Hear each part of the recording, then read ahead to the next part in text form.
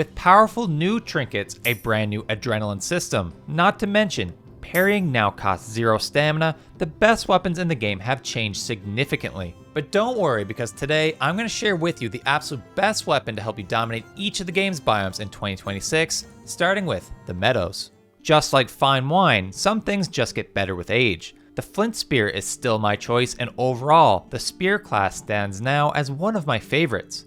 It's incredibly cheap, has both a melee and ranged attack for supreme flexibility, the fastest leveling melee skill, plus the changes made in the recent Call to Arms have only made it better. Adrenaline is now gained with each attack, giving fast attack speed classes an advantage, leading to more frequent trinket triggers. I know there aren't any trinkets in the Meadows, but this weapon's so good I take it well into the Black Forest all the time. Not to mention, Slope Combat has been improved, resolving one of this weapon class's biggest weaknesses. However, I have to give the club an honorable mention. It's also incredibly cheap and will grant you access to blunt damage, which will be key to countering Skeleton in the Black Forest, and even remains viable in the swamp with so many of its creatures susceptible to the damage type. You really can't go wrong with either option.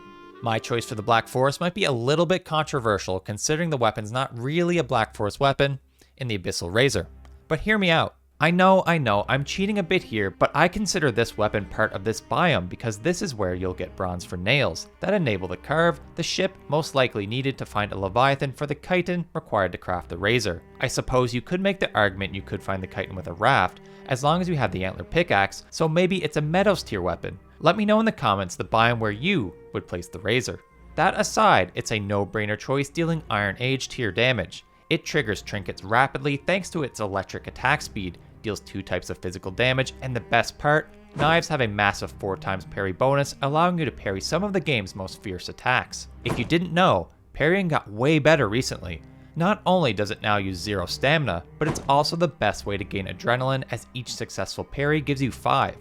If you're lucky to find the Turtle Island, this choice is a no-brainer.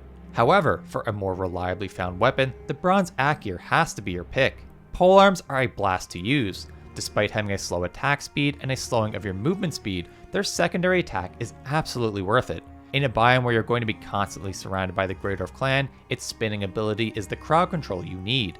Plus, each enemy hit with the spin will contribute to your adrenaline bar, helping you trigger your preferred trinket far more often. And all this ignores its power against the biome's most dangerous creature, the Troll, as its spinning attack can stagger lock the beast, neutralizing the biome's biggest threat. But before moving on, I must give the newest weapon added to the biome their flowers in the Fists of the Bear. While not as fast as the knives, they're still quite quick, and considering parrying is the dominant combat strategy these days, there's none better than the Fist weapons with a monstrous 6x parry bonus, the highest of any weapon class. Now with 3 Fist weapons in the game, of which some might be found on my list in future biomes, it's finally a weapon skill worth investing your time in upgrading. The Swamp biome gives us perhaps the best range weapon in the entire game, and my choice for best in the biome in the Huntsman bow. Now I know future biome bows will deal more damage than this, but I can't overlook the stealth capabilities of this weapon. All bows except this one have attack and hit noise of 15 and 8 meters respectively. This means they will alert nearby creatures in a radius of 15 meters around the player who shot the arrow, and 8 meters around where the arrow lands. The Huntsman, on the other hand, only 4 meters for each. This allows you to navigate biomes like an assassin. This really shows its strength in future biomes like the Plains, for instance, allowing you to pick apart a fueling camp with surgical precision. However, if range just isn't your thing, the Iron Mace is the no-brainer solution. Most creatures in the biome are either weak or at least neutral to blunt, including the biome's boss, making it easily the most practical choice for progression. Climbing atop the mountains is where I had to reassess my position for best weapon the most since the Call to Arms update, and now selecting the Flesh Rippers. But let me explain, the Fist class is just far more viable these days. As mentioned previously, parrying has gotten vastly better where Fist weapons now shine. Slope combat has been made easier, and now for the first time you can come into the biome with a higher Fist skill, thanks to the introduction of the Black Forest Bare Fists. Plus, you can combine the weapon with my Fist skill boosting favorite Fenris for easy synergy. However, if Fist weapons are not your thing, the old favorites in the Silver Sword and Frostner are great alternatives. Unfortunately, they aren't the best choice for the mountains, considering many of its creatures are either resistant or immune to Frost and Spirit, but are extraordinarily powerful in subsequent biomes. Both in fact are considered viable as far as the Ashlands, where the spirit damage excels against the undead that inhabit the Ashy Wasteland.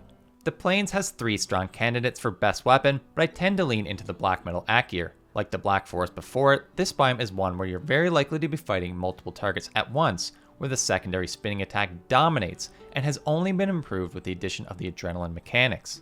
Not to mention its long range is great for poking the dangerous locks and feeling brutes at a safe distance. Although the dual damage type Porcupine and new Vilebone Maulclaws are excellent alternatives.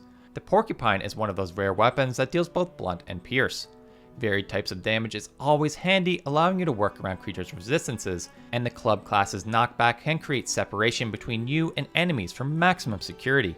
The Maul Claws similarly do both slash and pierce, unlike its preceding fist weapons, and if you've been paying attention so far, fist weapons are now one of the game's most powerful. If you've been using this class of weapon throughout your playthrough to build up its skill, you can't go wrong with this choice.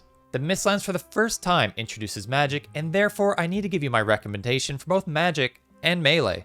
But who are we kidding, magic's definitely the best. For starters, the Staff of Protection is easily the best weapon the biome offers, despite it not dealing any damage at all. With the bubble summoned, you'll be effectively immune for its spell's duration, allowing you to absorb 200 damage at base blood magic level, rising to 700 at max. You can even bubble other Vikings in your party or summon Skeleton for the solo players out there. And that's not even the best part. With your bubble active, you can parry anything, ignoring the normal considerations such as your weapon parry bonus, max HP, or stagger limits. This means you'll be able to parry even 2 stars of the game's scariest creatures, normally completely impossible under normal circumstances.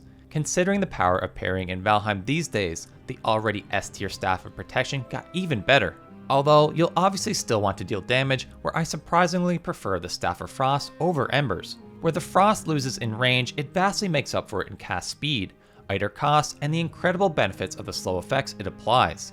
Anything hit by this weapon will be slowed by its Frost damage, assuming they're not immune, making it far easier for a spellcaster to navigate danger. Better yet, it's only gotten better with the intro of Adrenaline, generating it quickly thanks to its excellent attack speed. Combine it with the new Pulsating Earrings trinket, and the Mistlands won't know what hit it.